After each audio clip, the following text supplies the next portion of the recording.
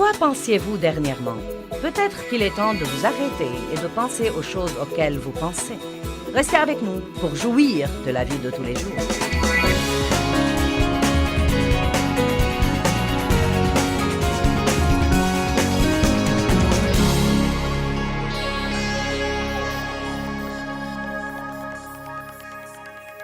Eh bien, la pensée, la pensée, la pensée.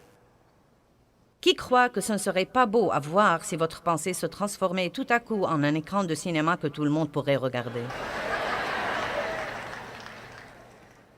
Père, nous te remercions pour cette parole et nous prions qu'elle touche la vie des gens et qu'elle ne soit pas un autre message qu'ils écoutent, mais quelque chose qui leur change vraiment la vie. Nous prions au nom de Jésus. Amen. 1 Corinthiens 2 dit, le verset 16 dit, « Car qui a connu ou compris la pensée, le conseil et les desseins du Seigneur, pour le guider et l'instruire et lui donner la connaissance. Mais nous avons la pensée de Christ le Messie, et nous avons les pensées, les sentiments et les desseins de son cœur. » C'est un verset intéressant. Que tout le monde dise « J'ai la pensée de Christ ». Nous pouvons savoir beaucoup de choses et ne pas agir en conséquence. Et c'est pourquoi parfois certains des trucs que nous lisons pourraient nous embrouiller si nous ne voyons pas tout le tableau, car la Bible nous dit que nous avons tout le fruit de l'esprit en nous. L'amour de Dieu est répandu dans nos cœurs par le Saint-Esprit. À l'instant où nous recevons le Christ, nous recevons l'amour de Dieu et il doit se répandre en nous et par nous. Nous avons la justice, la paix, la joie et l'humilité. Toutes sortes de choses merveilleuses, la maîtrise de soi. Vous dites, eh bien, où sont-elles si je les ai? Eh bien, quand vous êtes régénéré, et c'est quelque chose que de plus en plus de gens doivent comprendre, c'était merveilleux pour moi de le comprendre. Quand vous êtes régénéré, quand vous recevez le Christ comme sauveur, il vient vivre dans votre esprit. Et votre esprit se sanctifie et devient parfait parce que Dieu ne peut pas demeurer quelque part où il y a le moindre péché. Donc vous êtes purifié de l'intérieur. La Bible dit, celui qui n'a pas connu le péché est devenu péché afin que nous devenions justice de Dieu en lui. Donc, vous voyez, la Bible parle de ce que vous êtes dans l'esprit et parfois, votre expérience de ce que vous êtes dans l'esprit et de ce que vous faites dans le naturel et dans le royaume de l'âme ou dans la chair sont tout à fait opposés. Et c'est pourquoi Paul dit dans Romains 7, « Quel est mon problème? La chose que je veux faire, je ne la fais pas, et la chose que je ne veux pas faire, je la fais toujours. » Eh bien, si je pêche alors que je ne veux pas pécher, est-ce vraiment moi qui commets le péché? Je disais, « Oui, Paul, j'ai eu un de ces jours-là. Je ne savais pas que quelqu'un d'autre que moi le ressentait. » Mais la chose qui m'a vraiment aidé à comprendre est dans 1 Jean 3,9 qui dit que nous recevons la semence, L majuscule, S majuscule du Dieu Tout-Puissant, que quand quelqu'un est régénéré, il ne peut pas continuer exprès, délibérément, obstinément à pécher, parce que la Bible dit qu'une personne régénérée reçoit la semence du Dieu Tout-Puissant. Wow! Donc si nous pouvons voir un peu quand une femme tombe enceinte, la semence de son mari se plante dans son utérus et elle est enceinte de son enfant, et cet enfant aura beaucoup de ses caractéristiques. Il peut lui ressembler, il peut avoir beaucoup de ses traits particuliers, mais il commence comme une graine et personne d'autre que la femme ne sait qu'elle est tombée enceinte. Et donc, si c'est une bonne façon d'en parler, et je crois qu'elle est bonne, quand vous êtes régénéré, quand vous recevez le Christ comme votre sauveur, vous tombez littéralement enceinte de tout ce que Dieu est. Vous recevez la semence de Dieu. Non, mais cela en soi devrait vous exciter jusqu'au retour de Jésus. Vous avez Dieu en vous. Maintenant, nous avons toutes ces choses en nous, mais voilà le problème. Elles devraient être développées. Donc, si vous ne les développez pas, vous arrivez quasiment au point où vous n'êtes même pas sûr que vous les avez. car après tout, vous ne voyez rien et vous ne sentez même rien de différent. Vous savez, quand une femme tombe d'abord enceinte et vraiment... Non mais, ma belle-fille est enceinte, mon bébé, mon Benjamin, sa femme est maintenant enceinte et... Donc, mon bébé va avoir un bébé et c'est vraiment cool. Mais, à la voir, on ne dirait pas qu'elle est enceinte. Et si vous lui demandez ce qu'elle ressent, elle dit, vous savez quoi? J'ai un peu la nausée. Mais c'est tout. Et donc, elle doit croire par la foi que cette petite semence travaille au-dedans d'elle et que ce fœtus se développe et que dans peu de temps, elle va donner naissance à un bébé en bonne santé. Dieu m'a donné un moyen de l'expliquer en utilisant un appareil photo. Voyons un peu. Pierre, je ne vais pas te voir pour quelque temps, je vais donc te photographier, ça va? Car tu es très beau, je veux me rappeler tes traits. Donc c'est parti, j'ai photographié Pierre. Maintenant, quelqu'un pourrait dire « Oh, tu as une photo de Pierre, puis-je la voir ?» Je ne peux pas te la montrer, je l'ai, mais... je ne peux pas te la montrer. Eh bien, je l'ai, mais je ne peux pas te la montrer avant qu'elle ne se soit développée. Je vais juste dire ça pour faire bonne mesure. Nous en reparlerons demain, mais... elle doit se développer dans une chambre noire.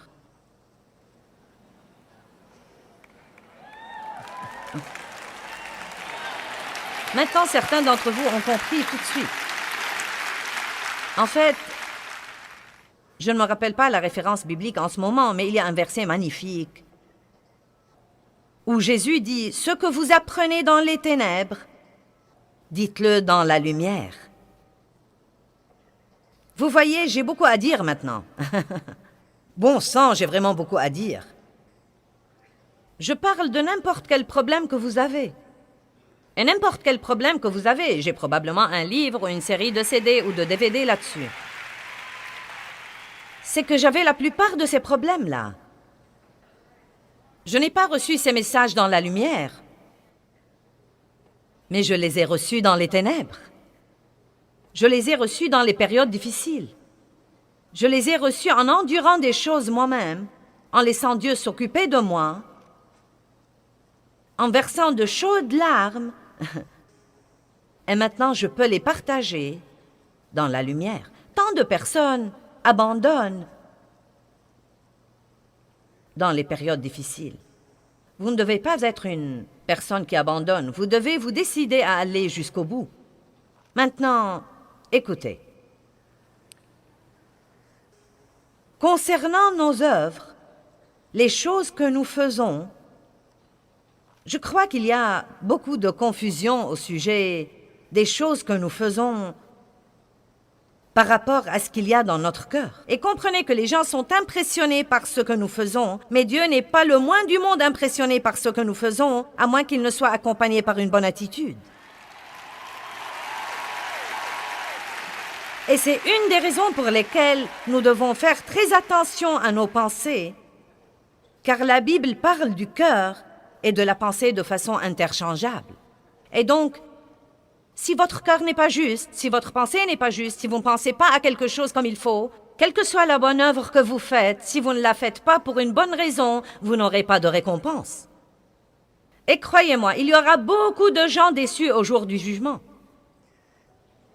Mais nous verrons au ciel beaucoup de gens que nous ne nous attendions pas à voir là, parce que nous restons occupés à juger ce que nous voyons. Et si les autres ne font pas les choses comme nous les faisons, nous supposons qu'ils ne le font pas comme il faut.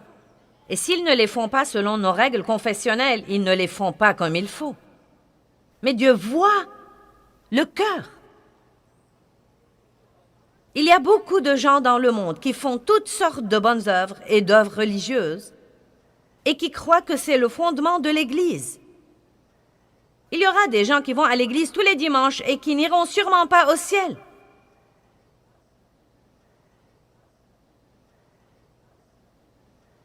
Cela est essentiel et donne vraiment à réfléchir. Parce que Jésus n'est pas mort pour que nous ayons une religion. Il est mort pour que nous ayons une relation profonde, intime et passionnée avec lui, par le Christ, et pour le servir dans notre vie. Tu aimeras le Seigneur, ton Dieu, de tout ton cœur, ton âme, ta pensée et ta force. C'est un peu différent d'aller à l'église pour 45 minutes le dimanche matin et d'avoir l'attitude « Eh bien, j'ai hâte que ça se termine ».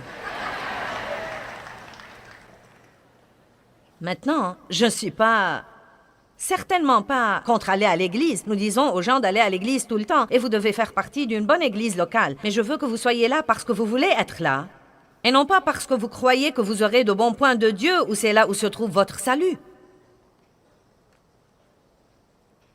Vous devez y aller car Dieu vous aime et non pas pour essayer de l'amener à vous aimer. Vous devez prier parce qu'il vous aime beaucoup et parce que c'est un privilège et non pas par devoir ou par obligation. Nous faisons trop de choses pour la mauvaise raison. Et devinez quoi? Nous n'aurons pas de bons points. Elles seront consumées par le feu. Psst.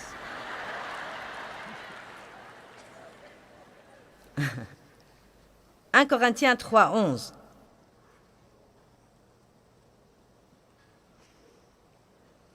Car personne ne peut poser d'autre fondement que celui qui est déjà posé, lequel est Jésus-Christ. Il est donc le fondement de notre vie, nous subsistons par lui. Mais si quelqu'un bâtit sur ce fondement, avec de l'or, de l'argent, des pierres précieuses, du bois, du foin ou du chaume, on peut donc bâtir avec différents trucs. L'œuvre de chacun sera simplement, ouvertement connue et manifestée pour ce qu'elle est, car le jour de Christ la fera connaître parce qu'elle se révélera dans le feu. Et le feu éprouvera et jugera sévèrement la qualité et la valeur de l'œuvre de chacun. Si l'œuvre de quelqu'un qui l'aura bâti sur le fondement, n'importe quel produit de ses efforts, subsiste dans ce test, il recevra sa récompense.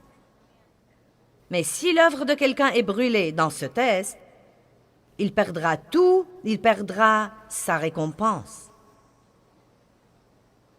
Bien que lui-même, il sera sauvé, mais seulement comme quelqu'un qui est passé à travers le feu. Donc nous n'allons pas au ciel sur la base de nos œuvres faites avec un motif, qu'il soit bon ou mauvais. Notre salut est sur la base de « Croyez-vous en Jésus? L'avez-vous reçu comme votre sauveur? Vous êtes-vous repenti de vos péchés? » Mais il y a des récompenses que nous pouvons avoir au ciel, et je ne sais pas ce que vous en pensez, mais je ne veux pas une demeure au fin fond du ciel et qui ait besoin d'être repeinte. Non, mais je veux le gros lot.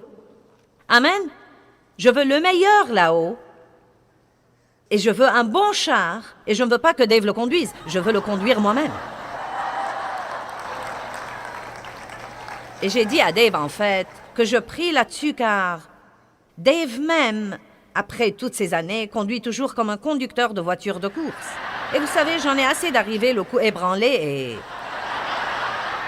De ce côté de la voiture, non mais je demanderai à Dieu, quand nous arriverons au ciel, de ne jamais te laisser conduire.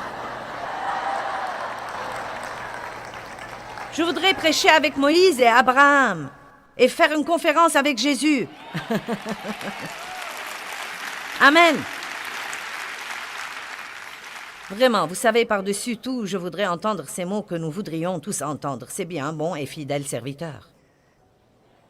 Je voudrais que beaucoup de gens aillent au ciel parce que le travail que j'aurais fait ici aurait été un travail pur que Dieu aurait vraiment oint et utilisé. Vous devez vous demander, qu'est-ce que je fais de ma vie? Vous n'allez pas être là indéfiniment. Le voyage est court, donc veillez à ce que votre voyage ici ait une grande influence. Ne perdez pas votre temps à essayer d'avoir plus de choses et plus d'opposition, plus de ceci et plus de cela. Vous savez, ce serait un bon exercice d'aller la semaine prochaine à un entrepôt de chiffonniers ferrailleurs. Parce que ce qui est là était le rêve de quelqu'un autrefois. Les gens ont détruit des relations à cause de ce qui est maintenant dans cet entrepôt. Les gens n'avaient pas de temps pour Dieu et n'ont jamais trouvé le temps d'accepter le Christ à cause de ce qui est dans cet entrepôt. Semez pour l'éternité, et je ne suis pas contre posséder de belles choses, mais veillez à ce qu'elles ne vous possèdent pas. Et quel que soit ce que vous possédez, utilisez-le pour servir Dieu et être une bénédiction pour les autres. Maintenant, je crois qu'une des plus grandes choses que Dieu m'ait faites, et il me fait beaucoup de grandes choses, mais ceci en réalité, ce verset dans 1 Corinthiens 3 est un des premiers versets de la Bible que j'ai vraiment étudié il y a plus de 32 ans quand j'ai d'abord commencé à étudier la parole. Et je me suis rendu compte, du moins partiellement au début, que Dieu se souciait des motifs et que nous devons savoir pourquoi nous faisons les choses. Ce n'est pas ce que nous faisons qui impressionne Dieu, mais pourquoi nous le faisons. Eh bien, trop de gens font des choses qui sont bonnes aux yeux des gens, mais ils les font pour les mauvaises raisons. Ils les font pour attirer l'attention, ou ils les font pour plaire aux gens. Peut-être même qu'ils n'aiment pas les faire, mais quelqu'un d'autre veut qu'ils les fassent. Et vraiment, leur cœur n'est même pas tranquillisé là-dessus, mais ils les font juste pour faire plaisir aux autres. Eh bien, vous pouvez leur faire plaisir, mais ça ne fait pas plaisir à Dieu. Nous faisons beaucoup de choses par devoir et parce que nous y sommes obligés, et c'est bon en partie, mais si vous exagérez, cela peut devenir un vrai problème dans votre vie. Et donc, ça m'a aidé au début. Mais je ne sais pas quand, peut-être il y a 20 ans. Dieu a passé pas mal de temps à m'apprendre l'importance de la vie intérieure. Et je me permets de dire que c'était un des points culminants de ma vie chrétienne. Vous savez, bien sûr, le salut vient d'abord. Et le plein du Saint-Esprit est merveilleux. Vous savez, vous recevez le Saint-Esprit quand vous êtes régénéré. Il vient habiter en vous. Mais le plein du Saint-Esprit, c'est un moment dans votre vie où vous vous rendez. Vous voulez que Dieu utilise chaque partie de vous et vous avez besoin de sa puissance.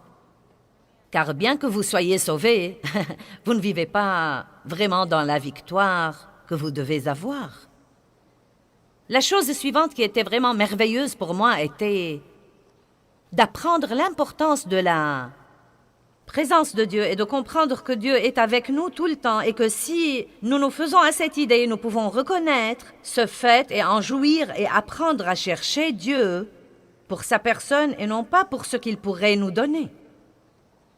Et ensuite, la quatrième chose qui était une vraie apogée spirituelle pour moi, c'était d'apprendre l'importance de la vie intérieure et que Dieu veut vraiment, vraiment, vraiment que ce qui se passe au-dedans de nous soit juste et pur, nos pensées et nos attitudes et nos motifs. Chaque fois que j'enseigne sur les motifs, le silence règne vraiment. Et il n'y a pas de mal à ça, car franchement, parfois, nous ne nous taisons pas assez pour faire attention à ce qui se passe au-dedans de nous. Nous restons occupés à impressionner les autres. Et nous nous laissons entraîner par ce que pensent les autres et par nos apparences et par notre niveau de succès. Et nous ne comprenons rien. Nous ne comprenons vraiment rien. Je ne vais pas y ouvrir, mais 1 Pierre 3 dit que c'est l'homme caché du cœur. Non mais, eh bien, je vais en fait y ouvrir car je veux vous montrer quelque chose. 1 Pierre 3, versets 3 et 4.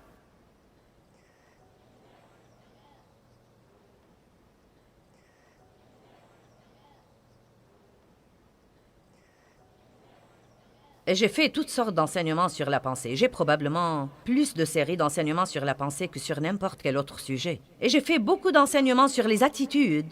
Et nous devons écouter ces trucs tout le temps, car c'est tellement facile d'avoir de mauvaises pensées. Et tant de gens disent « Ma vie pue, vous feriez mieux d'examiner vos pensées. » Car là où la pensée va, l'homme suivra. Si vous n'aimez pas votre vie aujourd'hui, c'est à cause de ce que vous avez pensé hier. Et si vous voulez aimer votre vie demain, changez votre pensée aujourd'hui. Amen. 1 Pierre 3, que votre parure ne soit pas purement ou uniquement une parure extérieure, cheveux tressés, toilettes et habits élégants et bijoux d'or et toilettes et habits élégants. Maintenant, certains gens ont dit, vous ne devez pas porter de bijoux, vous ne devez pas Vous tressez les cheveux. Vous ne devez pas vous maquiller et porter des toilettes élégantes. Ce n'est pas ce que dit la Bible vraiment. Elle ne parle même pas de ça. Pourquoi Dieu aurait-il créé les couleurs s'il ne voulait pas les voir sur nous? Oui. La Bible dit, ne soyez pas uniquement ou purement préoccupés par cette parure extérieure, mais que ce soit la parure et la beauté de la disposition cachée du cœur, avec le charme incorruptible et impérissable d'un esprit doux et paisible, qui n'est ni inquiet ni troublé, mais qui est d'un grand prix devant Dieu. Si nous ne savons pas ce qui se passe à l'intérieur de nous, nous aurons toutes sortes de mauvais comportements et nous en attribuerons la responsabilité aux autres. Prenons par exemple Marie et Marthe.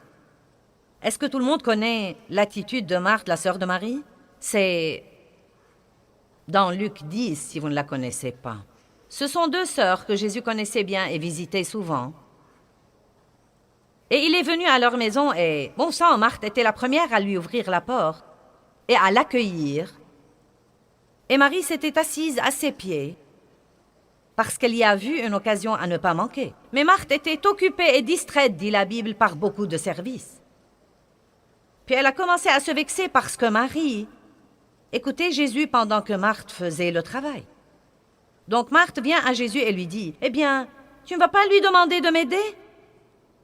Ce n'est pas juste que je fasse tout le travail. » Et Jésus lui dit, « Marthe, Marthe. » Ça aurait pu être Fred, ce n'est pas parce que vous n'êtes pas une femme que ça ne s'applique pas à vous. À ceux qui sont ici et à ceux qui nous regardent à la télé, je vous vois là-bas. Fred et Marthe. Jésus donc a dit, « Marthe, Marthe, tu t'inquiètes et tu t'agites pour beaucoup de choses. » Vous voulez savoir son vrai problème? Ce n'était pas Marie. Elle était angoissée et elle était très vexée, car à mon avis, le fond du problème était qu'elle voulait en fait impressionner. Tout devait être impeccable. Tout devait être parfaitement en ordre. Et je sais qu'il y a là des gens comme ça. J'étais comme ça autrefois. Je ne pouvais pas me réjouir de la présence des gens chez moi car j'étais occupée à les impressionner en faisant tout à la perfection. Et ensuite, invariablement, je me fâchais contre Dave parce qu'il ne m'aidait pas. Mon nom n'était pas Marthe, mais il aurait pu l'être aussi. Joyce, Joyce, Joyce. Je me fâchais toujours contre lui. J'invitais les gens, et ce qui était censé être simple devenait un cauchemar par après. J'invitais 2 couples, et je me retrouvais avec la moitié de l'église, car je craignais de fâcher les autres, au cas où ils apprenaient que j'ai invité quelqu'un et que je ne les ai pas invités. Et j'ai fini par dépenser beaucoup d'argent sur des plats coûteux que je ne pouvais pas me permettre, et par acheter de nouveaux meubles et... Dave sortait jouer au golf. Et je me fâchais contre lui. Mon cœur n'était pas juste. Je n'invitais pas les gens chez moi pour les bénir. Je ne les invitais même pas parce que je les aimais. En fait, je n'aimais pas la plupart d'entre eux, mais ils étaient un groupe de personnes à l'église qui avaient une certaine position et que je voulais côtoyer. Maintenant, je sais qu'aucun de vous n'est comme ça. Ceux qui nous regardent à la télé, vous n'êtes pas comme ça. Donc, priez pour moi. Je suis contente de dire que je ne suis plus comme ça, mais j'étais comme ça. J'étais comme ça. Je voulais que mon mari soit membre du conseil de l'Église, car je voulais savoir tout ce qui se passait.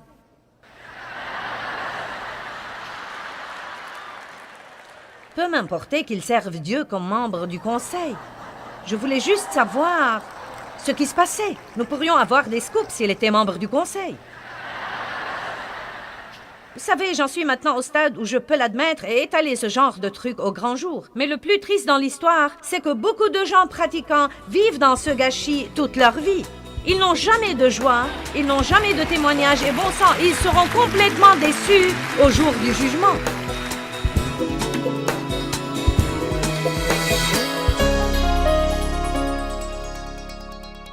Eh bien, là où la pensée va, l'homme suivra. Et cela veut dire en fait la chose à laquelle je pense aujourd'hui. Je verrai tous ces résultats dans ma vie demain.